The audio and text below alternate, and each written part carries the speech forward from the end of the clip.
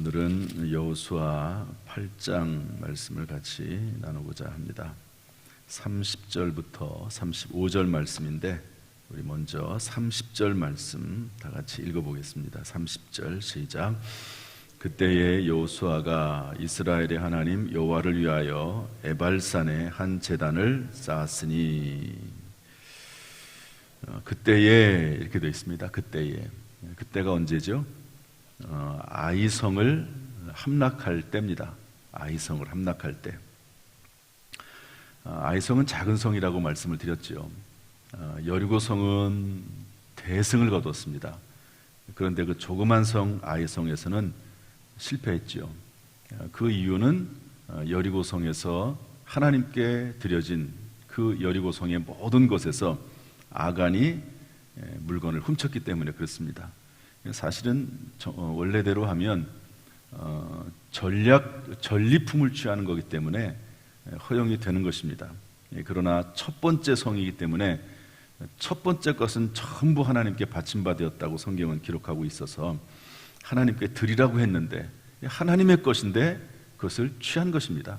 일반적으로는 가질 수가 있어요. 그러나 하나님의 것이라고 선포가 되어 있기 때문에 그것은 가질 수가 없습니다. 그것은 죄에 해당합니다. 그것 때문에 작은 성 아이성에서 실패하게 되죠. 그래서 그 아간을 붙잡아서 죽이죠. 제비 뽑아서 어떻게 제비를 뽑았는데 아간이 붙잡힙니다. 하나님께서 그렇게 하신 것이죠.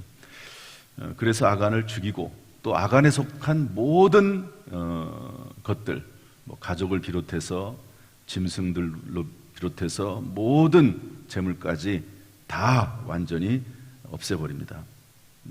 불태워버리는 거죠. 돌무더기를 쌓습니다.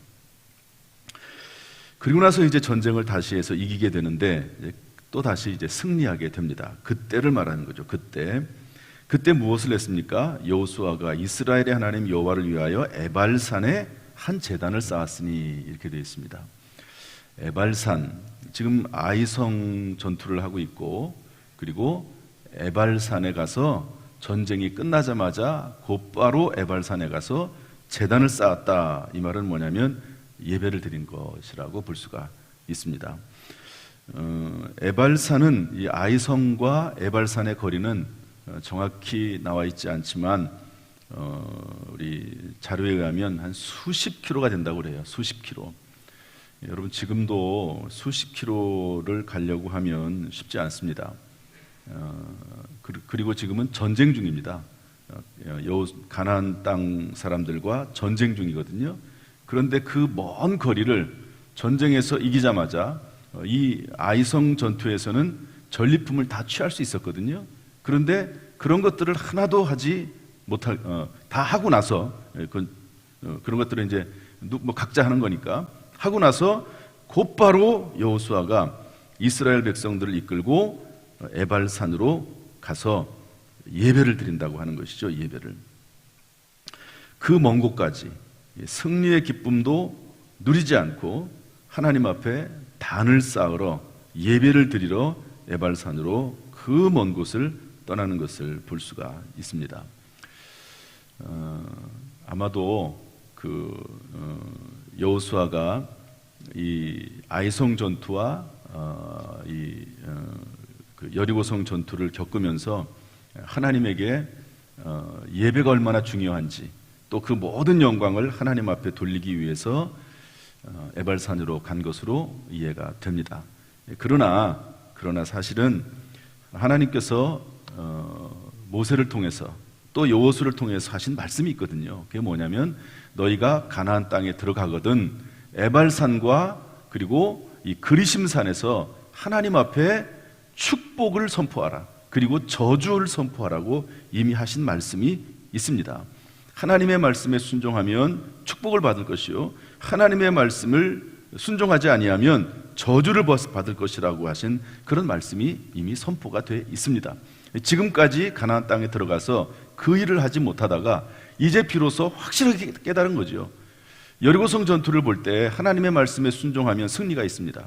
아이성 전투를 볼 때 하나님의 말씀에 순종했을 때는 성공했지만 그러나 그 말씀에 순종하지 않았을 때는 작은 성도 이기지 못했다 하는 것을 깨닫게 되고 제일 먼저 하나님에게 예배드리러, 또 모세와 또 본인에게 말씀하셨던 하나님의 음성에 따라 예배를 드리러 에발산과 그리심산에 간 것이라고 볼 수가 있습니다.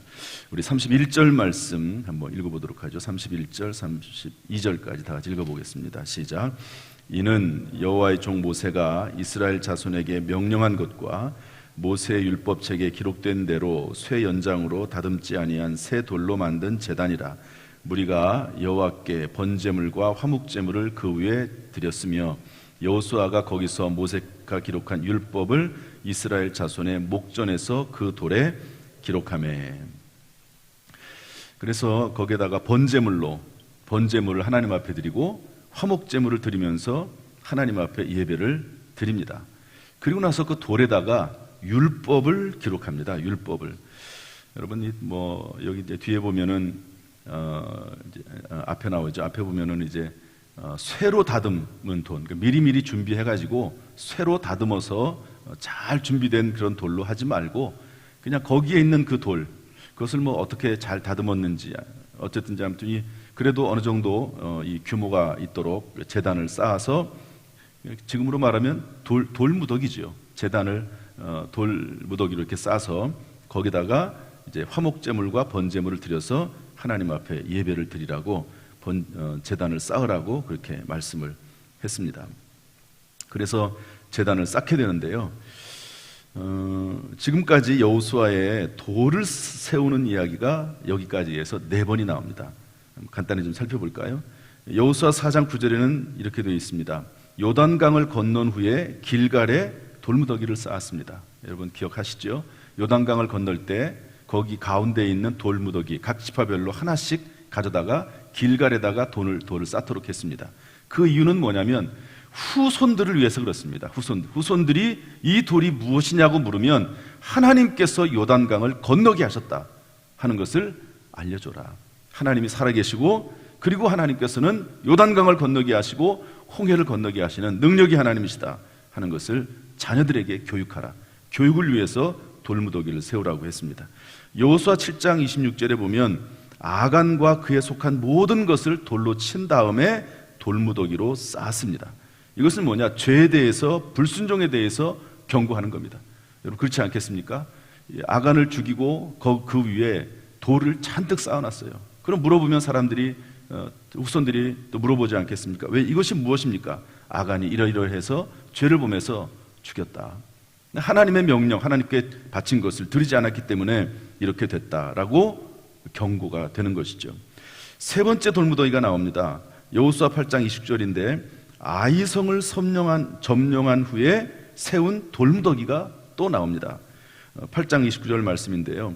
아이성의 왕을 죽이죠. 이 당시의 전쟁은 이스라엘 사람들이 하든 또 다른 나라 사람들이 하든 철저하게 진멸하는 전쟁이거든요. 아이성의 왕을 죽이고 그리고 그 시체 위에 돌무더기를 쌓습니다. 이것은 어떤 의미입니까? 하나님의 백성을 대적하는 자에 대한 최후를 말하는 겁니다. 하나님의 백성, 또 하나님의 종, 또 하나님의 사람에 대해서 대적하는 자, 하나님의 뜻에 의하여 움직이는 사람들을 대적하는 자에 대한 최후를 설명해주고 있습니다. 그리고 마지막으로는 오늘 말씀에 여호수아 8장 30절에 31절에 에발산에 세워진 돌 제단이 있습니다. 이제 에발산이 나오고 뒤에 가면 33절에 그리심산이 나오거든요.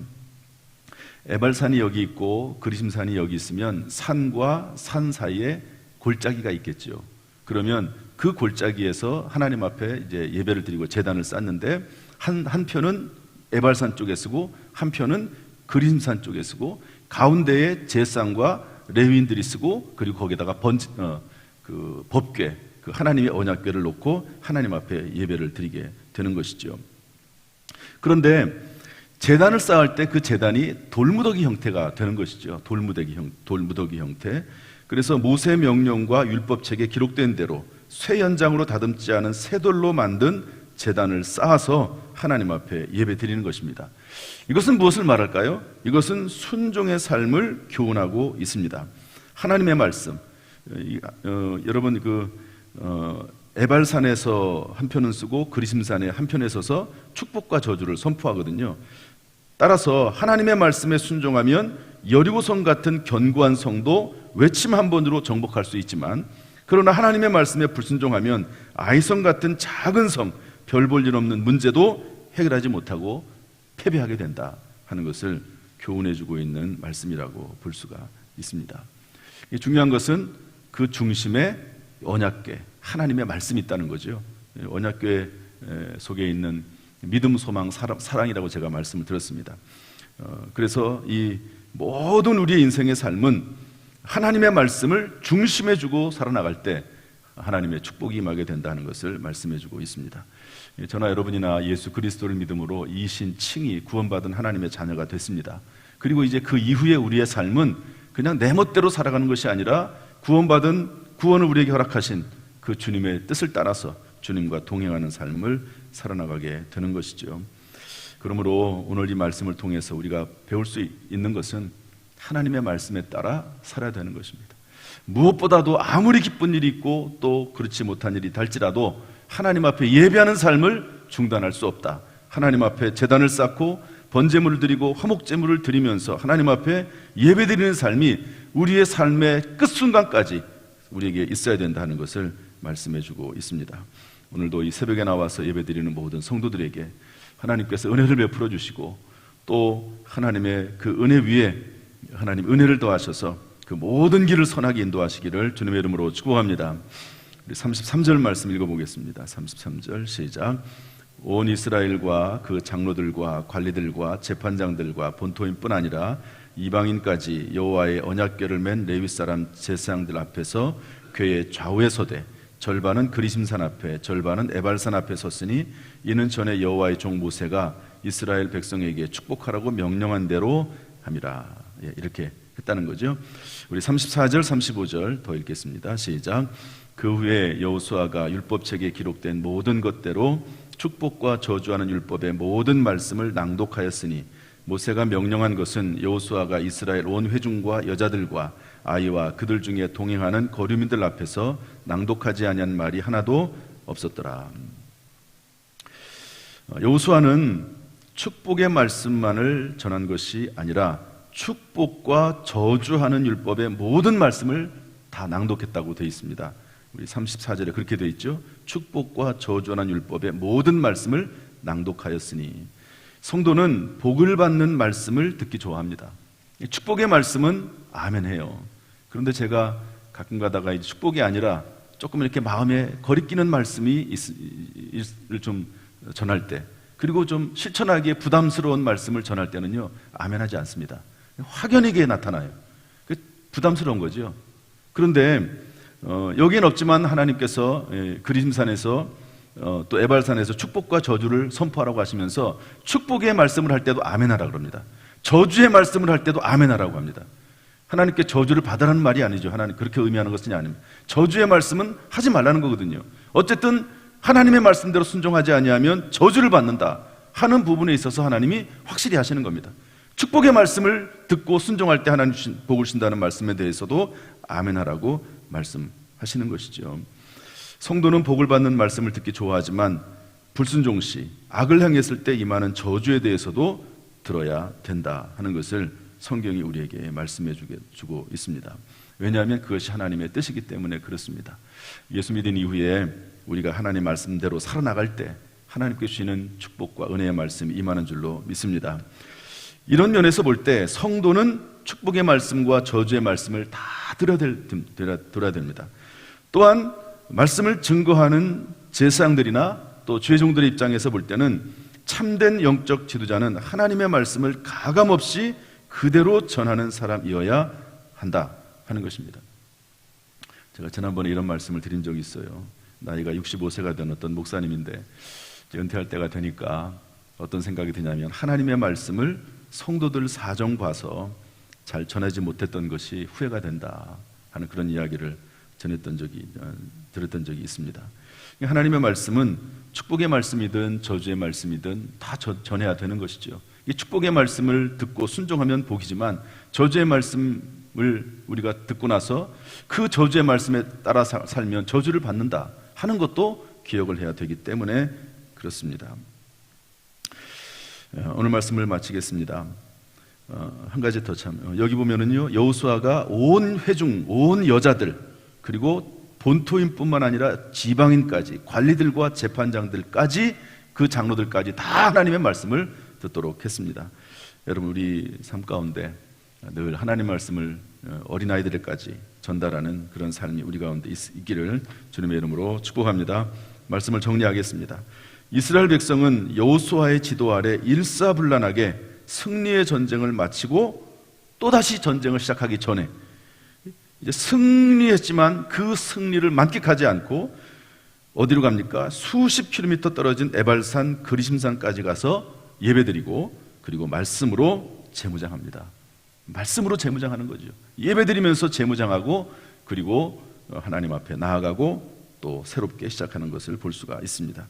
우리들도 삶의 매 순간마다 하나님의 말씀으로 재무장해서 영적 싸움을 대비하고, 그로 인해서 우리의 모든 삶 가운데 승리가 임하는, 하나님 앞에 영광을 돌리는 귀한 역사가 있기를 주님의 이름으로 축복합니다. 오늘도 이 새벽에 주의 전에 나와서 기도의 사명을 감당하는 모든 성도들에게, 또 그 자녀손들에게 평생의 삶 가운데 함께 하시기를 주님의 이름으로 축원합니다. 기도하겠습니다.